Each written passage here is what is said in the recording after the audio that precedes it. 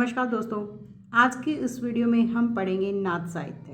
पिछली वीडियो में हमने देखा था कि डॉक्टर गणपति चंद्रगुप्त ने आदिकाल को 3 भागों में विभक्त करके हिंदी साहित्य के इतिहास में उनके बारे में बताया।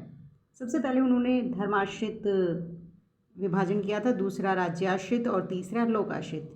धर्माश्रित में सिद्ध, नाथ और जैन। पिछली वीडियो में हमने सिद्ध साहित्य के बारे में पढ़ा है। आज हम पढ़ेंगे नाथ साहित्य के बारे में।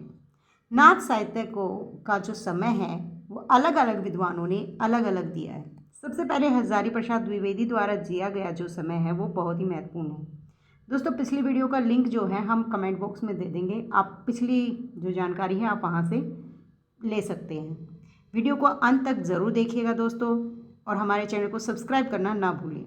सबसे पहले देखिए, हजारी प्रसाद द्विवेदी जी ने जो नाथ साहित्य है उसका समय माना 10वीं शताब्दी। ये प्रश्न कई बार आ जाता है कि 10वीं शताब्दी किस विद्वान ने नाथ साहित्य का समय माना है। आचार्य रामचंद्र शुक्ल का भी पूछ लिया जाता है कि आचार्य रामचंद्र शुक्ल ने नाथ साहित्य का समय कब माना है। 13वीं शताब्दी। रामकुमार वर्मा ने नाथ साहित्य का समय माना है 9वीं शती से 14वीं शताब्दी तक। दोस्तों, अगर किसी विद्वान का पूछे बिना ही क्वेश्चन आ जाता है कि नाथ साहित्य का समय कब से कब तक माना जाता है, तो हमारा आंसर होगा 9वीं से 14वीं शताब्दी। यही हमारा आंसर होगा। वरना अगर विद्वानों के नाम पूछे जाते हैं तो उसके अनुसार हमें ये बताना है। सिद्धों ने नारी और पंचमकार को दूर कर चरित्र की शुद्धता पर बल दिया है। सिद्धों के जो नारी और पंचमकार थे, जो हमने पिछली वीडियो में बताया था कि जो सिद्ध हैं वो अपने साहित्य में, अपनी साधना में नारी को महत्व देते थे, और उनके पंचमकार थे मांस, मदिरा, मैथुन, इस तरह से। तो इसमें जो नाथ साहित्य है वो वज्रयानियों के प्रतिक्रिया स्वरूप शुरू हुआ था। ये क्वेश्चन भी आ जाता है कि नाथ साहित्य का आरंभ क्यों हुआ था, तो वो था सिद्धों की प्रतिक्रिया स्वरूप। इन्होंने नारी को अपनी साधना से अलग कर दिया था और पंचमकार से भी दूर रहकर ये चरित्र की शुद्धता पर बल देते थे नाथ साहित्य में। अवधूत मत सन्यासी नाथ कवियों को कहा गया है, और किसने कहा है? हजारी प्रसाद द्विवेदी ने। बहुत ही महत्वपूर्ण प्रश्न है ये। हजारी प्रसाद द्विवेदी ने नाथों को क्या नाम दिया है? अवधूत मत सन्यासी। ये प्रश्न पूछा जाता है। राहुल सांकृत्यायन ने इनके बारे में क्या कहा है कि सिद्ध साहित्य का विकसित रूप है नाथ साहित्य। ये क्वेश्चन भी बनता है। गोरखनाथ के गुरु मत्स्येंद्र नाथ कौल संप्रदाय के प्रवर्तक माने जाते हैं। कई बार पूछ लिया जाता है कि जो नाथ संप्रदाय है उसके प्रवर्तक कौन हैं, तो नाथ संप्रदाय के जो प्रवर्तक हैं वो है गोरखनाथ जी। कुछ लोग मत्स्येंद्र नाथ को भी नाथ संप्रदाय का प्रवर्तक मानते हैं, लेकिन ये सही नहीं है, क्योंकि मत्स्येंद्र नाथ का जो संप्रदाय है वो है कौल संप्रदाय, और नाथ संप्रदाय जो है वो गोरखनाथ द्वारा शुरू किया गया संप्रदाय है। नाथ संप्रदाय के जो आदिनाथ हैं वो हैं शिव। दोस्तों, नाथ संप्रदाय के बारे में बहुत सारी जानकारी अभी आपको और लेनी है। देखिए, जैसे आचार्य शुक्ल ने गोरखनाथ की प्रमाणिक पुस्तकों की संख्या 10 बताई है। ये क्वेश्चन बन जाता है कि शुक्ल ने गोरखनाथ की जो प्रमाणिक पुस्तकें हैं उनकी संख्या कितनी बताई है, तो वो कितनी है? 10। गोरखनाथ की रचना जो है वो प्राण संकली है।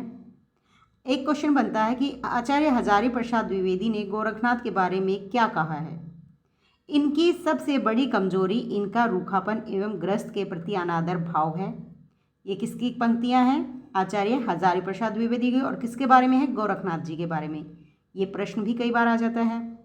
गोरखनाथ की जो योग साधना है उसमें हठ को बहुत महत्व दिया गया है, और हठ में है का अर्थ सूर्य होता है और ठ का अर्थ चंद्र।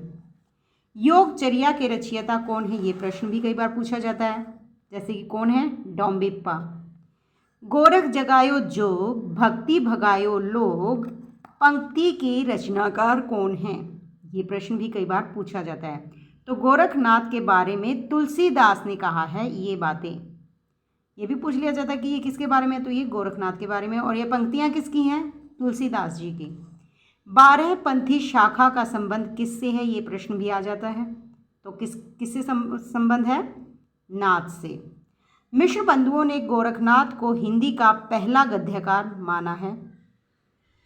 नाथ परंपरा राजाओं को योगी बनाती है। नाथों की संख्या 9 बताई गई है। शिव ही इनके आदि हैं। ये इनके बारे में बहुत ही महत्वपूर्ण जानकारी है जिससे संबंधित इनके प्रश्न बन जाते हैं। तो सभी प्रश्नों को याद करना हमारे लिए बहुत ज़रूरी है। नाथ पंथ की मान्यता को क्या कहते हैं? कौल मार्ग कहते हैं। नेपाल में मत्स्येंद्र नाथ को बुद्ध का अवतार माना जाता है। ये प्रश्न भी बन जाता है कि नेपाल में किसे बुद्ध का अवतार माना जाता है? तो मत्स्येंद्र नाथ को बुद्ध का अवतार माना जाता है। गोरखनाथी कितनी शाखाओं में विभक्त हैं? ये प्रश्न भी आ जाता है। तो कितनी शाखाओं में विभक्त हैं? 12। कापालिक मत के प्रवर्तक कौन है? जालंधर नाथ। ये प्रश्न भी पूछ लिया जाता है। अब हम पढ़ते हैं 9 नाथों के बारे में, क्योंकि नाथों की संख्या कितनी है? 9। सबसे पहले नाथ हैं आदिनाथ, शिव। ये प्रारंभिक नाथ हैं। ये इनसे सिर्फ एक ही क्वेश्चन बनता है कि नाथों के आदिनाथ या प्रारंभिक नाथ कौन हैं? तो वो हैं शिव। दूसरे नाथ हैं मत्स्येंद्र नाथ, गोरखनाथ के गुरु हैं। ये प्रश्न पूछ लिया जाता है कि गोरखनाथ के गुरु कौन है? तो वो हैं मत्स्येंद्र नाथ। मत्स्येंद्र नाथ के गुरु शिव हैं। इनकी जो रचनाएं हैं वो है ज्ञानकारिता, अकुल वीरतंत्र, कोल ज्ञान निर्णय और कुल आनंद। तीसरे जो नाथ है वो है गोरखनाथ। नाथ संप्रदाय के प्रवर्तक माने जाते हैं। हठ योग की साधना इन्हीं की है। जोई जोई पिंड सोई ब्रह्मांडे, ये जो पंक्तियां हैं पूछ ली जाती हैं कि किसकी हैं? वो हैं गोरखनाथ की। इसका मतलब क्या है कि जो जो शरीर है वही ब्रह्मांड है। गोरखनाथ की रचनाएं हैं 31, लेकिन जो मुख्य हैं वो हैं गोरखवाणी, मच्छेंद्र गोरख बोध, प्राण संकली, शिष्यादर्शन। गोरखवाणी के बारे में 2 क्वेश्चन पूछे जाते हैं। एक तो यह रचना किसकी है, उसमें नाम आएगा गोरखनाथ का, और एक पूछा जा सकता है कि गोरखवाणी के संपादक कौन है। तो गोरखवाणी के अगर संपादक पूछे जाते हैं तो वो है पीताम्बर दत्त बड़तपाल। अगला है चरपटनाथ। चरपटनाथ को चरपटीनाथ या चरपटिया भी कहते हैं। चंबा रियासत के राज दरबार में ये जन्मे थे। आत्मा के योगी बनने पर बल दिया इन्होंने। वेशधारी योगी को निकृष्ट कहा, ये इनकी मुख्य मान्यताएं हैं। और कुकुरिप्पा के गुरु थे चरपटनाथ। 5वें जो नाथ हैं वो हैं चौरंगीनाथ, जिन्हें पूर्ण भक्त भी कहा जाता है। गुरु मत्स्येंद्र नाथ थे इनके। चौरंगीनाथ के गुरु कौन थे? मत्स्येंद्र नाथ। पंजाब के निवासी थे चौरंगीनाथ। ग्रंथ है प्राण संकली। प्राण संकली जो है वो गोरखनाथ और चौरंगीनाथ दोनों ने मिलकर लिखी है, तो इसमें दोनों का नाम आ जाता है। गहनीनाथ, अगले छठे जो नाथ हैं वो हैं गहनीनाथ, जिनको ज्ञानीनाथ भी कहा जाता है। ज्ञानीनाथ के जो गुरु थे वो थे गोरखनाथ। कृष्ण भक्ति की इनमें प्रधानता थी। इनकी जो भाषा थी वो मराठी भाषा थी। शिक्षा क्या थी? संत ज्ञानेश्वर के पितामह गोविंद पंत से इन्होंने शिक्षा ली थी। किसने ली थी गोविंद पंत से शिक्षा? ज्ञानीनाथ ने। अगले जो 7वें नाथ हैं वो हैं जालंधर नाथ, जिनको ज्वालेंद्र नाथ भी कहते हैं। जालंधर नाथ ने जो है जालंधर नगर बसाया था। पंजाब का जो जालंधर नगर है वो किसने बसाया था? जालंधर नाथ या ज्वालेंद्र नाथ ने बसाया था। 8वें नाथ है गोपीनाथ। जालंधर नाम के शिष्य थे। तो जालंधर के जो शिष्य थे उनके भी शिष्य कौन थे? गोपीनाथ। भृतहरिनाथ राजा विक्रमादित्य के भाई थे। गुरु इनके कौन थे? जालंधर नाथ। और भृतहरिनाथ की जो ग्रंथ है वो है भृतहरि शतक।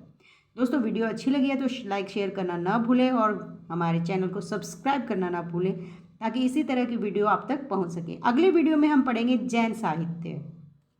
धन्यवाद दोस्तों।